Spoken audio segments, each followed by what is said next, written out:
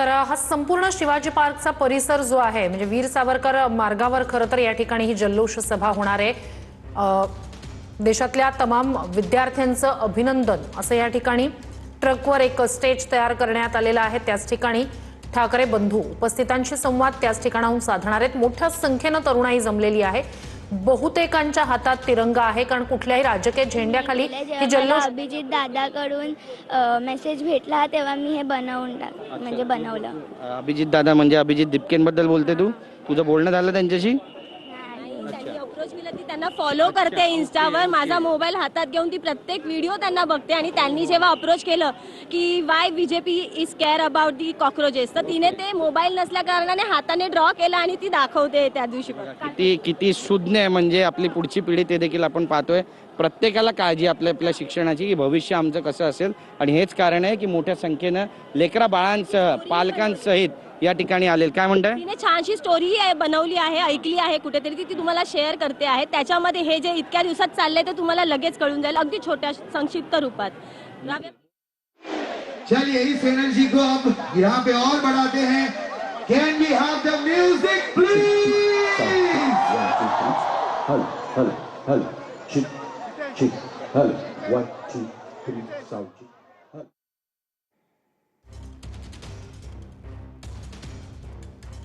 तर उद्धव ठाकरे आता मातोश्रीवरून रवाना झालेले आहेत।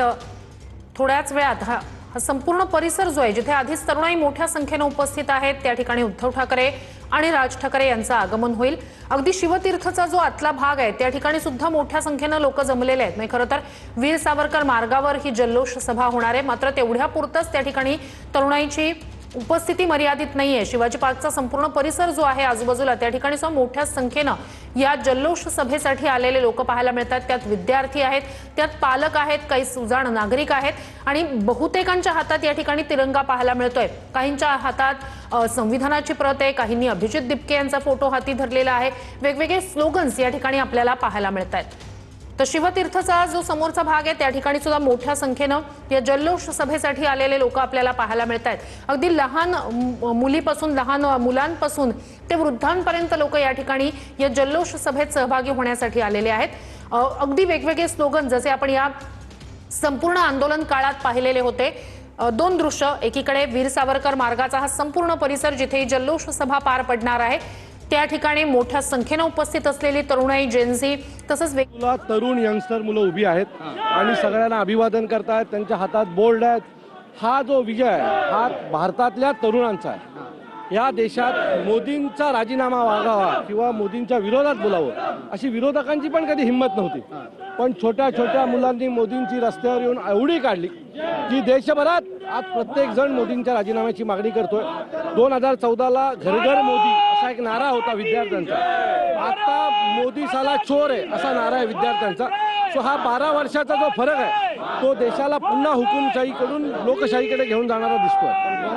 हलक्यामध्ये घेतलं जात होतं या सगळ्या झेंजेजना की काय करू शकत नाही, या झेंजेजने करून दाखवलं। राज ठाकरे पण म्हणतात की झेंजा उपटल्या सरकारच्या आणि उद्धव ठाकरेंनी पण आता म्हटलेलं त्याला द्यावं। हा श्रेय झेंजींचा आहे, त्या तरुण विद्यार्थ्यांचा आहे आणि मला असं वाटतं की त्या विद्यार्थ्यांनी हे करून दाखवलंय। आम्ही फक्त त्यांना पाठिंबा देणारी लोक आहोत। सो आताही आम्ही हा आमचा नाहीये तर त्या झेंजींचा आजचा हा विजय सोहळा आहे आणि त्याच्यासाठी त्यांना सपोर्ट करण्यास आम्ही आता इथे आलेलो। अण्णा हजारे म्हणतात की समाजासाठी जे जे करता येईल ते करायला पाहिजे। कोण जिंकलं कोण हरलं याबद्दल मी काय बोलणार नाही, हे स्टेटमेंट किती महत्त्वाचं वाटतं? मला असं वाटतं की अण्णा हजारे 2012 नंतर जे गायब झाले म्हणजे आम्हाला सगळ्यांना त्यांच्याबद्दल प्रचंड आदर आहेच आणि तो आयुष्यभर राहणार, परंतु त्याच्यानंतरही 2012 नंतर देशात काही घटना घडल्या नाहीत का?